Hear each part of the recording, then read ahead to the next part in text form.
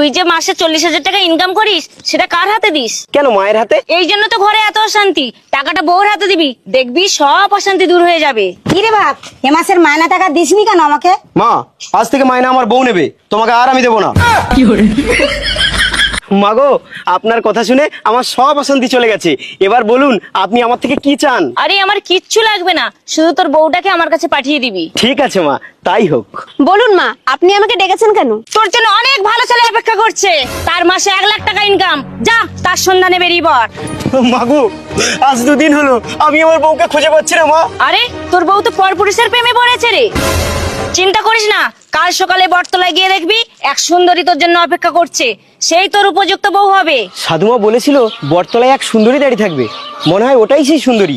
যাই তো দেখি। আপনাকে কি সাধুমা পাঠিয়েছে? সাধুমা আপনি? চিনতেই যখন পেরেছো তাহলে আসল কথাটা বলিস। এতদিন আমি সাদিকা সেজেছিলাম, পুরুষ কি জিনিস আমি জানতাম না। প্রথম দেখাতেই আমি তোমার প্রেমে পড়ে গেছিলাম, সেই জন্য তো এই প্ল্যানটা কাজে লাগিয়েছি। তার মানে তুমিই আমার বউকে দাঁড়িয়েছো? তোমার বউয়ের টাকার লোভ ছিল, কিন্তু আমার কোনো টাকার লোভ নেই। আমি শুধু তোমার সাথে সারা জীবন সংসার করতে চাই। বন্ধুরা, এজন্যই বলে মেয়েরাই হলো মেয়েদের আসল শত্রু।